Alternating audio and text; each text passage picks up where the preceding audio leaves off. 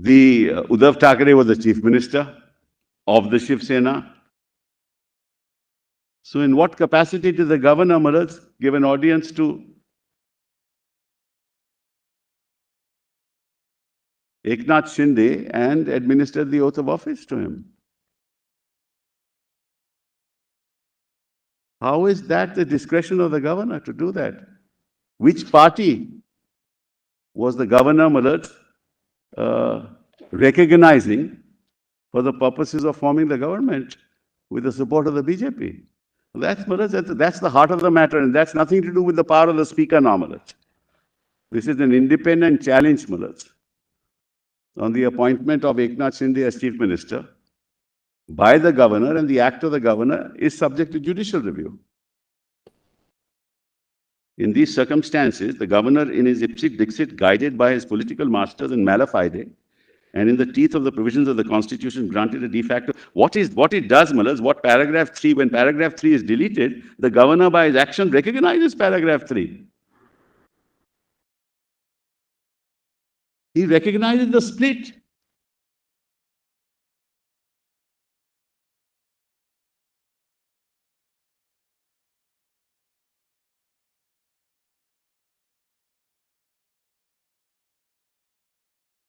This is not a stage where the government is to be formed. This is a stage when an elected government is running.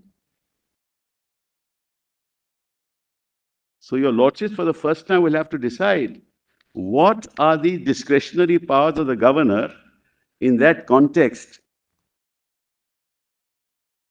And can his discretion be used to topple a government with respect to a set of people who say they are split from the Shiv Sena, when a Shiv Sena chief minister is already in place and the governor does not ask the Shiv Sena leader as to whether you are endorsing this or not?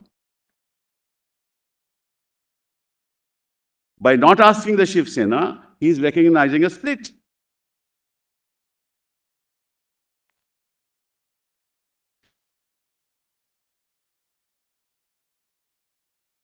No, there is no discretion after an elected government is formed. The government then will fall, Mullah, on the floor of the House. Then the question of the discretion of the governor will come in. If there's a no confidence motion, government falls, then the question will come in as to who the governor will call. But the governor cannot, by his act, topple the government.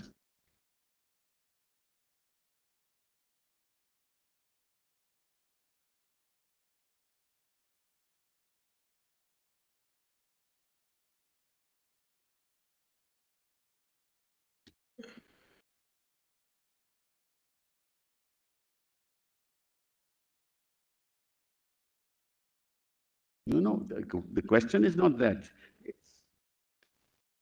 When Malaj, the governor was approached, when the governor was approached by BJP as well as Eknath Shinde, and the governor told us to have a trust vote, Malaj, on what basis did he ask us to do that? He obviously recognized the 39, otherwise he wouldn't have asked us for a trust vote. There was no occasion to. Because they continue to be in the Shiv Sena. That's their own case. That they did not, Malaj, move away from the Shiv Sena. So if they did not move away from the Shiv Sena, which is their own case, on what basis did the governor say you have a trust vote? Unless he recognizes that the 39 members are rebels, they have split from the Shiv Sena, therefore they and BJP have a majority, therefore you go and show your majority in the House and have a trust vote. That is, well, it's logical. That's the only way to look at it. And the governor must act consistent with constitutional morality. What's the moral foundation of such an act?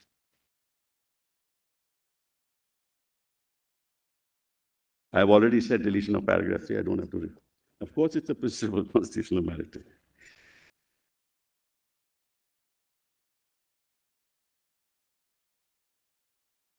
Well, then I want to just note the page, Maharaj, in Navam Rebia at page 1145. 1144. Paragraph 210, Maharaj. Just note that. Para 210. Don't let us take the book, but just note that. I'll just read it. Last 4 lines of that paragraph. Admittedly, the governor never called for a floor test, nor did he ever require the chief minister to establish his majority in the House.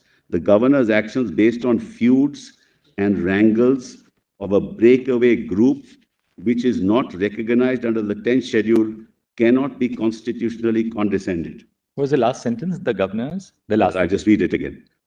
Admittedly, the governor never called for a floor test, nor did he ever require the chief minister to establish his majority in the House. The governor's actions based on feuds and wrangles of a breakaway group which is not recognized under the 10th schedule cannot be constitutionally condescended. It's directly on point.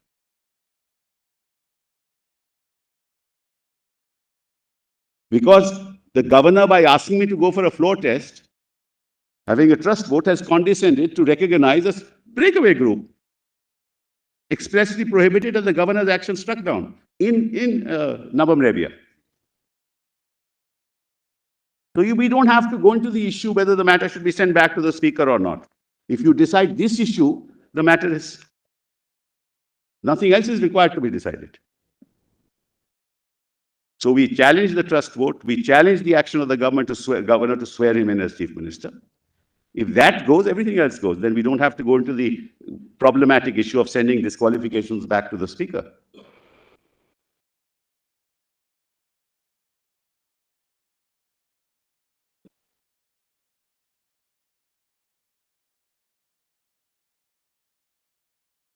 And ultimately,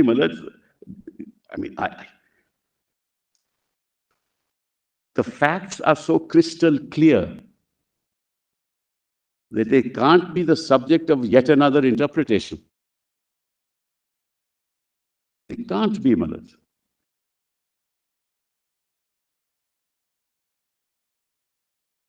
The Constitution doesn't give him that power. The 10th schedule, he is far away, far removed from him. Para 3 has been deleted. Breakaway groups can't be recognized by that way, Malad. Every day, a breakaway group will be recognized by the governor and governments will fall. I don't think, Malad, the Republic expected this. And our Constitution, Malad, ever envisaged a situation that can happen in our constitutional democracy. The whole integrity of the political process comes to naught.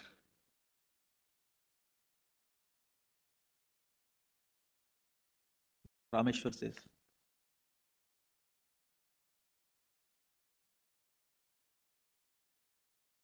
Nabam says the 3 areas in which the governor has discretion, beyond that, none.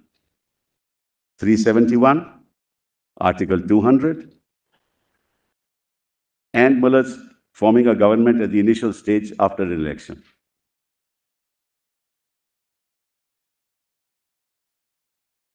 There is no discretion with the governor. He acts otherwise on the aid and advice of the Council of Ministers. That's settled now. And of course, 356 Mullahs, sending a report to the central government. That's not something on the aid and advice because, so 356, 200 and 371. These are the 3 areas. Mr. Sibal, once a person incurs a disqualification under the 10th schedule, then the consequence under Article 193, bracket 3, is that his seat shall thereupon become vacant. Yes.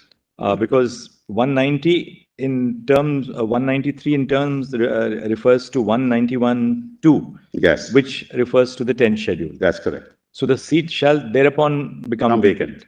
So suppose a group of MLAs, forget this case, suppose a group of MLAs incurs a disqualification by being a split, which otherwise is not recognized by the 10th schedule. Correct. So the strength of the House therefore falls by the extent of the disqualification. Absolutely. In which case the majority required for a motion of confidence would also be altered. So suppose in a House of 200 members, 20 have become disqualified. Right. Then it would be 90 instead of 100 for the vote of confidence. Correct. So would the governor in such a case be justified in saying that, well, I still, without I still want a vote of confidence because assuming that these people now are disqualified, I still want to test the legitimacy of the government after excluding these persons. Can he do Well, that? if the arithmetic is so stacked, Malas, he can, but nothing more than that. Right. The arithmetic is so stacked, he can. Because the consequence is that those people have to be excluded from the house. I agree. The number comes down, and then he can say, "Well, I want." Correct. So therefore, Malas, the arithmetic. Minus these people who are disqualified to establish that Absolutely. No dispute on that proposition. But that the arithmetic will decide. That the arithmetic will That's decide. Here, that question doesn't arise. Yeah, we know he's made chief minister. You think by now the judges don't know he's been made chief minister? I don't understand. Well, your lordship is right, but then the arithmetic will decide. There's no discretion there. He'll call the chief minister. He says, these people are excluded. This is the arithmetic. This is what the numbers are. Prove your majority. No, but then look at it this way for a moment. I mean, we are not at all on the facts here, but just to test a constitutional position, which is that, say we can, just for the sake of clarity, the Shiv Sena has 56. Yes, or had 56 when the government was formed. 55, right? I thought, Malas. Oh, sorry, 55. 55. 55. Now, disqualification notices were issued to 22 plus 16, 38. That's right. So, for a moment, for the argument, we proceed with your hypothesis that this is a split and therefore they are disqualified. Right? So, then the Shiv Sena is left with 17. Yes. If these people are to be disqualified. Yes. So, it comes down to then 17 plus NCP has how many? 44 of. How much? 54. 53. 53 plus 17, 70. Yeah, I just see it. And Congress is 44, right? Yes, 44. BJP is 106. Even then, it'll be fine. Right. So, in such a situation, would the governor be justified in saying that, look, assuming that these people have incurred a disqualification, I still call for a trust vote because the impact of these 39, at that stage, he is not deciding the disqualification. At that stage, the governor says, well, according to me, as a constitutional head, it appears that these people they have split. I'm not deciding that they have split because that's the discretion of the speaker. Can the governor now not say in a given case that, look, these facts now stare at me. I postulate that these people have incurred a disqualification. I don't treat these as members of the House at all.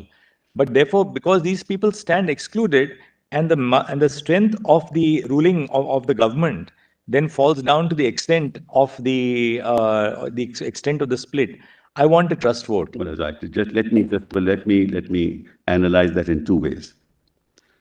Number one, you can't then administer an oath of office to one of those who is disqualified. Yeah, you're right. Absolutely correct. Your line of thinking and line of argument on this is okay. Now let's forget that. That we'll keep aside. Now, the power of somebody should tell the governor that constitutionally what happens, from my little experience, the numbers, if stacked against the government, will go to the governor and say that the leader of the house has lost the confidence of the house. Right. Then he will analyze that and call. But governor will not do this. That's not his job. There's a sitting chief minister. It's an elected government. You're right. At that stage, the governor is not really calling upon someone else to form government. But what he can certainly do is that, well, according to me, you have a ruling party with, say, which is supported in a coalition with, say, 60 members.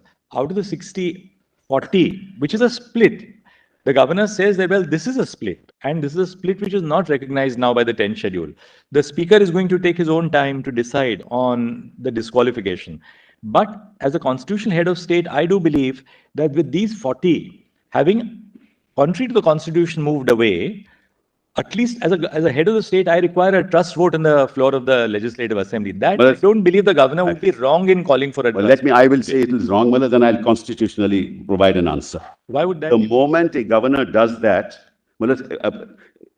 take Maharashtra. There are any number of parties apart from Shiv Sena, apart from NCP, apart from Congress. There are so many small parties. Now, those small parties at the moment supporting whoever is in power.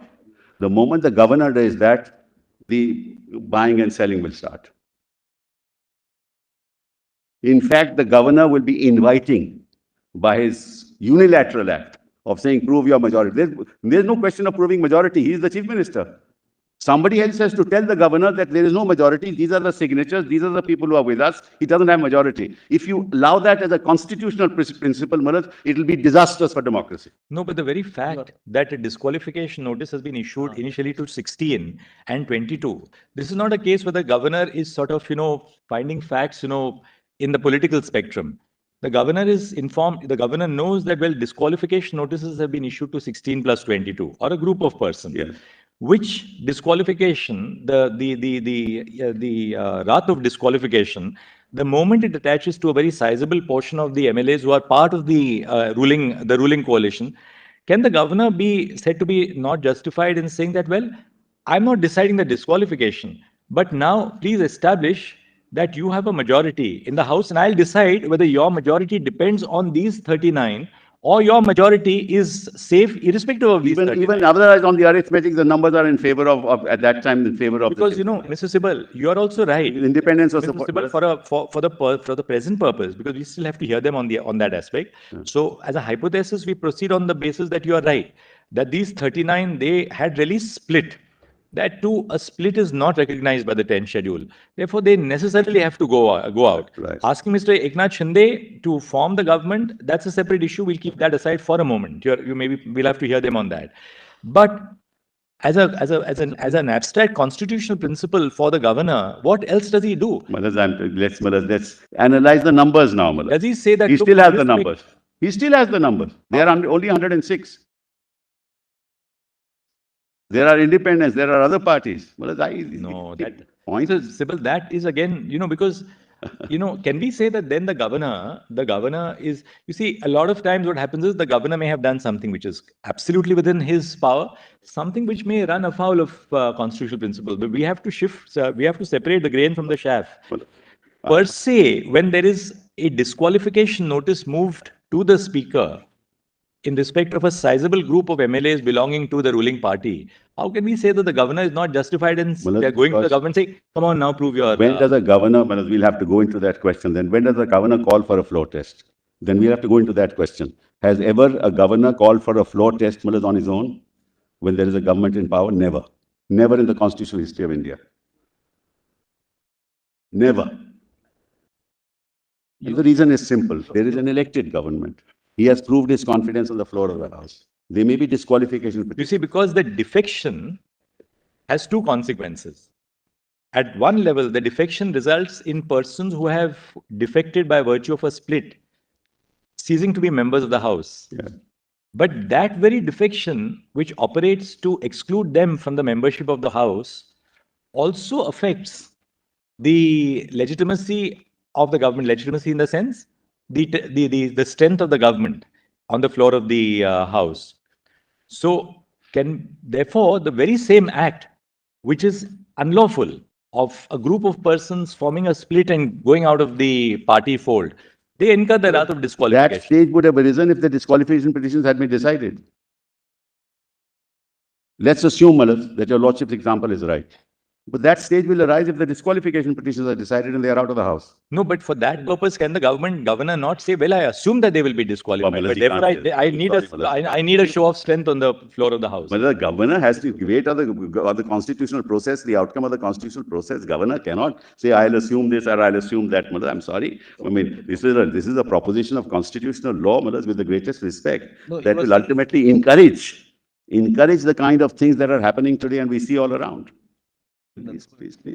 Toppling of the government should be the priority as far as the governor is concerned. Mr. Sibal, you are saying that constitutionally, it's impermissible for the governor to take cognizance of any of those events which are all over. Correct. Nevertheless, he has no power to take cognizance of either the 10th schedule notices or even the earlier notices with respect to the speaker. Correct. Or even those representations of violation of the whip and all that has happened in the papers over. Yes. He cannot by himself take cognizance of anything like that at all. Correct. And ask the legislator or the chief minister to prove his strength in the floor of the House. Correct. Because they are part of the Shiv Sena. They themselves say... We are not on Shiv Sena. We are on the power of the government. That's right. Even then. When an elected government is running the constitutional principle, I humbly submit is the following. If the numbers are stacked against the elected government for whatever reason, they can go to the governor and say, these are our numbers. These are how they are stacked. Governor Malaj verifies that issue, verifies the signatures. Normally, that's a practice that used to happen, but governors now say we don't want to enter into the political thicket. But be that as it may, that may be a possibility then for the governor to say, look, I feel that you have lost majority because these people have come to us. But governor on his own can't do that. This is no power of the governor to help in toppling an elected government. Whereas governor, you assume governors will act constitutionally, but how many times have you struck down actions of the governor who have acted unconstitutionally? And once that happens, then everybody else will get into the act. All those independents and all those people belonging to small parties. I don't want to say anything more. So, please don't lay down a constitutional principle that will create havoc. But Mr. Sibal, suppose in a given case, yes, not in this case, the majority of the people in power, correct, we were part of the government. They, along with the other party, correct, goes to the governor and says that, sir, correct, the present government, correct, has lost the confidence. We are the persons, correct. In that case, the government cannot. Governor can buy because governor has to satisfy. They are still the party, They are still in the party. It is against paragraph 3. All right, because paragraph 3 doesn't recognize majority minority. Apropos what my learned brother said, and I remember when we were much younger, there would be that parade of MLAs before the governor. Yes, I don't see that now. That used to happen in the 1980s. Yeah, now it's not happening. Yes. But that's why, my lord, is the right question. But whereas majority is now prohibited under 3. Just taking the line of the reasoning which my learned brother put forth, could the governor not say that, well, I want you to demonstrate that you have your majority in the house? All right, I exclude 20 people who have in an 80-member house. I exclude the 20. I learned that there are disqualification petitions against 20 out of an 80-member house. Come before me, demonstrate to me that you still have 40 MLAs before you. But we could have demonstrated and we would have won. If those 40 are, even if they are excluded. So therefore, Mr. Sibal, the governor can, even you... No, Malaj, I don't agree with that proposition. No, that the governor can certainly say that demonstrate to me that you have 40 out of 80 MLAs in an 80-member house. It is not for the governor to say that. It's for those people in the house to go to the governor and say they have lost majority. It's not for the governor to enter into the... Fair enough. But suppose those people, therefore, obviously the opposition in the house would say, well, they have lost their 40. In which case, what does the governor do?